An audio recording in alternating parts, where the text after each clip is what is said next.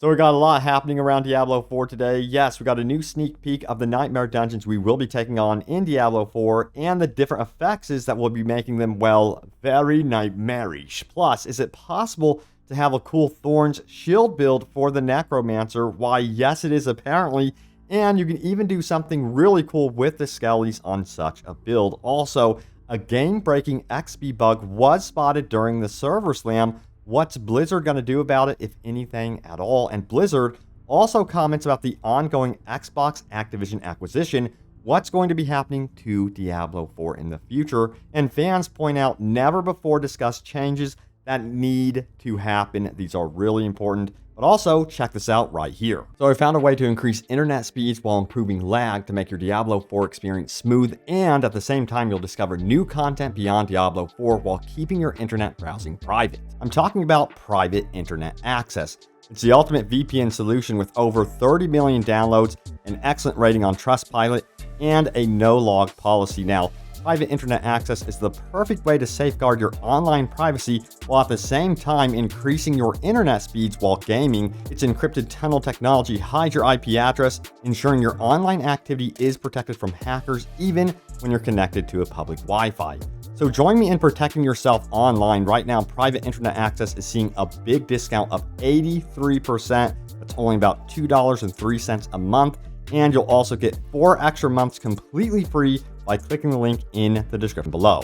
And if you're not satisfied, there's a 30-day money-back guarantee and 24/7 customer support is always available. So follow that link in the description below. Now, private internet access works seamlessly on all platforms, including Windows, Mac OS, Android, Linux, and iOS, and also allows unlimited device protection with a single subscription. And yes, the installation process is super easy and you can get connected within minutes. And here's the big secret: with private internet access, you can also overcome regional restrictions by switching your IP address to one of 84 countries or all 50 US states. This feature is great for accessing new shows on Netflix, Amazon Prime, Disney Plus, and other streaming platforms. And private internet access also supports peer-to-peer file sharing, making it the perfect VPN solution for sharing large files securely. And remember, right now, private internet access is seeing that very big discount of 83%. Again, that's about $2.03 a month, and you'll also get 4 extra months completely free by clicking the link in the description below, so check it out. But guess what? We're going to start out with the official stuff, so let's do this. Check it out. It says, think you've conquered a dungeon? Think again. In Diablo 4 Nightmare Dungeons, dozens of different effects modified dungeons into even more deadly versions with additional challenges and rewards, and let's play the video. So first of all, we have Drifting Shade. It says this right here: a vengeful spirit pursues players, exploding as it draws near. This one sounds like it's going to be a pain in the butt, to be honest with you. Next up, we have Stormbane's Wrath, which says this: an unstoppable elemental follows players, inflicting damage when it gets closer. So you're going to be very wary about actually traversing the dungeon and be aware of your positioning when battling. And we can't forget about Nightmare Portal. That one sounds like fun. It says deadly monsters emerge from portals intent on cutting players down. So yeah, I think that one out of all of them sounds like the most interesting for me personally. So I'm excited to get that sigil in particular. Remember, they said there's dozens of these sigils. It would be cool, I have to say, if they can have a sigil that can actually create like different traps in dungeons where walls are closing in on you, or making the dungeon shift and change. I think that would be interesting.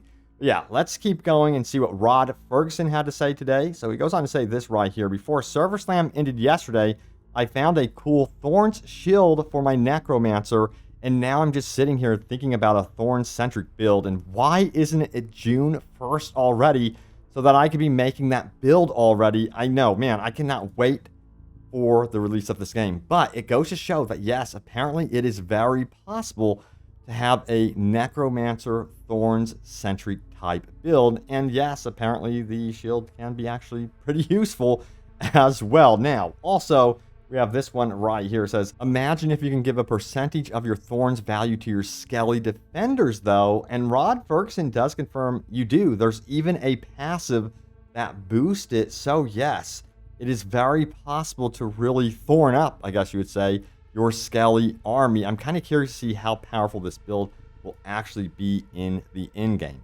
Now, we got to talk about a big concern that was discovered during the actual server slam. And that, of course, was an XP exploit. Check it out here. This is from Necrage, who says, "Hey Rod, you see this yet? Any idea what's going on?" And it takes us to this video right here. Let's go ahead and play it. So, World Tier 1, World Tier 2. I named 2 characters, Necrage 1, Necrage 2. Necrage 1's obviously in World Tier 1, Necrage 2's in World Tier 2, right? 2 different world tiers. I was debating whether or not to actually play the legitimate game when it launches in World Tier 1 or World Tier 2 when you first start. Because I want to level very quickly. That's the idea, right? I'm at 0 experience right now. This is World Tier 1. I'm going to kill 3 wolves here. There's going to be 3 wolves on the left here. 7 experience for the first kill. Another 7, which brings me to 14. And another 7, which should be 21. 21 experience, right? Now, playing on World Tier 2, if we look at the difference, it's supposed to be 20% more experience. So if I load this character up, this is a brand new character, not the same one that I just killed the 3 wolves on, so he's at 0 experience, but he's on World Tier 2. Watch this. It should be 20% more experience, right? I'm at 0 experience. We're going to go kill this same 3 level 1 wolves. And if you scroll over them, you'll see it says level 1 at the top. I'm going to kill him. How much experience do you think I'm at? 7? 20% more? I'm at 20 experience. Gonna kill this warg, and I'm at 60. I ended up with 21 experience from killing 3 wolves in World Tier 1. Now I'm at 60 for killing the same 3 wolves on World Tier 2. That is not 20%. Something's wrong. Does anyone know what's going on here? Anyone have any additional information? Has this already been confirmed? I don't know. This is a pretty drastic difference in experience. That's triple the experience, almost. And yes, Rod Ferguson did have some things to say about this. Check it out right here. He says, yes, it's just a factor in the prologue because we reduce XP gains initially so we have better control of when you level as part of onboarding. When you add 20% to that reduction, it makes the numbers look funky. Once you complete the prologue, then everything as it should be. So it seems like everything will normalize in terms of XP gains for World Tier 2, that 20% boost. When it comes to getting past that prologue. So yeah, that seems to be his explanation right there. So I don't think it's anything to really be worried about. In the final version of the game, no big deal. All right, so we have Tomas who says this right here on Twitter. He says, Rod, with 100% honesty to all players, without telling all that company BS, could you please tell that Diablo 4 will definitely be without pay to win? And what about Druids? Did the beta and server slam give you a feeling their damage is really low? And the response is this from Rod Ferguson. Diablo 4 will not have pay to win. I think they've said this a billion times. I played Druid and that it was great. Lightning Storm in particular, but don't forget you couldn't get to their boons, so you're missing an important part of the Druid progression in the beta. So yeah, of course. And that applies to also the Barbarian. We didn't get to certain skill sets and abilities for the Barbarian as well. So yes, that's what I'm really excited for, is getting into the Barbarian more past that level 25.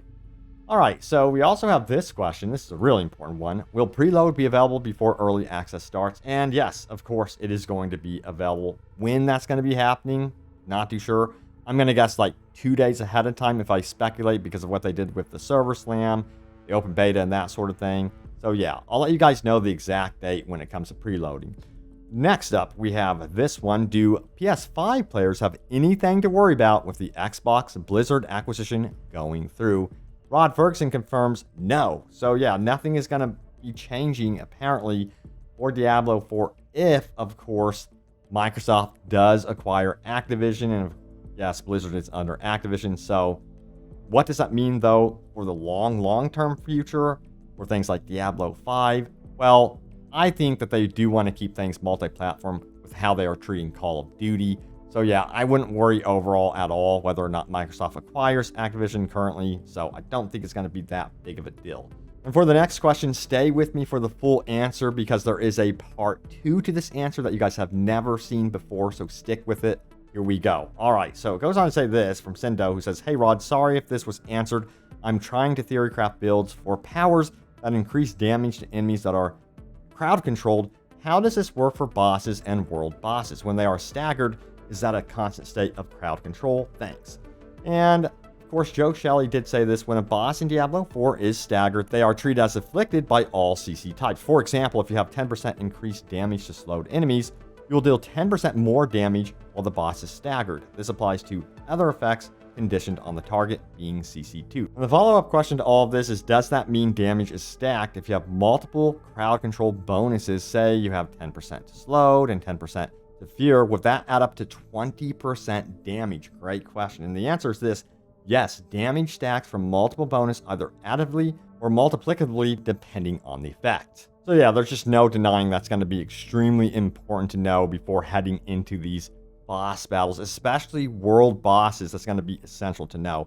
But we also need to know more about attack speed modifiers for skills, because there's some information missing currently right now in the UI. It's not telling you everything about your skills. Check this out right here. It goes on to say this: Blizzard, please show attack speed modifiers for skills in tooltips.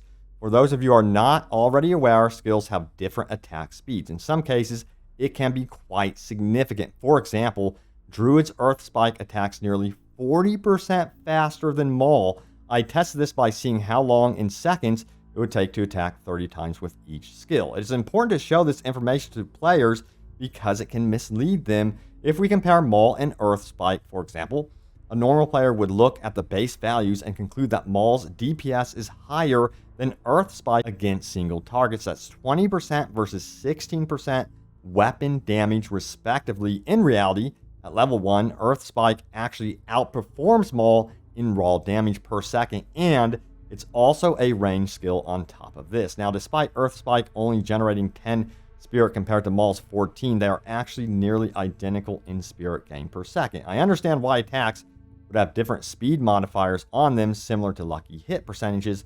It's easier to balance skills this way and important for making skills feel a certain way. It makes sense for Maul to thematically be slow, heavy, and powerful. I just wish we had this information up front and didn't need to test it out to find out the values ourselves. Exactly. So this definitely needs to be added in to the game to give that proper feedback to, of course, the player.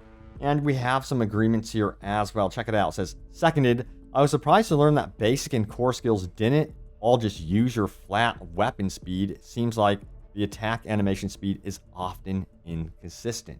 So, the more you know. Yeah, there's a lot going on under the hood with a lot of these systems. So, I hope to actually make videos in depth as to what is happening with a lot of these systems. So, stay tuned.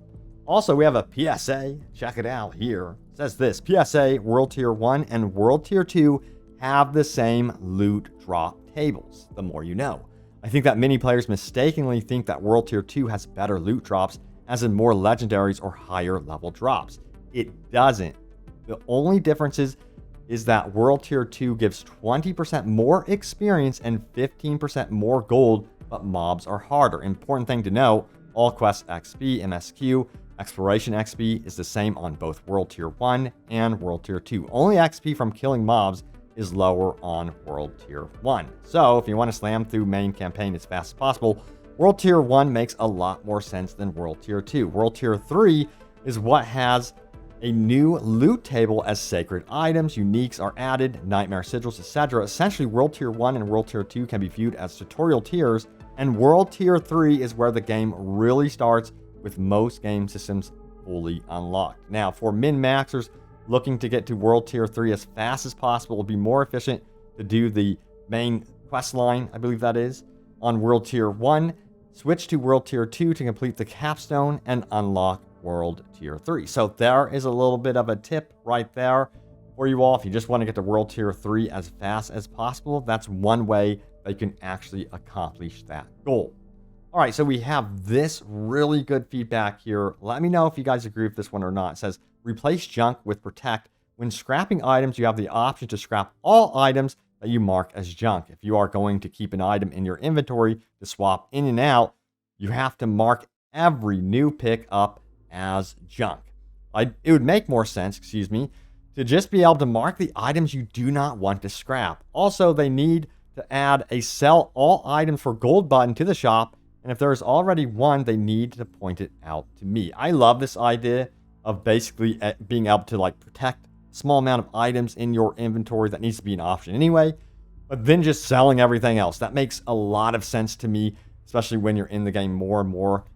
A lot of your items are going to be salvaged. There's going to be very specific items that you just want to keep, of course, and then you're going to store away, you know, the others in stash potentially, or sell or break down the other parts. And now it's time to go over your top comments. Remember, leave a comment down below. It could end up right here in a future video, so let's do this. Check it out. My most recent video was this one. Diablo 4 just got fantastic news. It's official. All new updates from the dev team.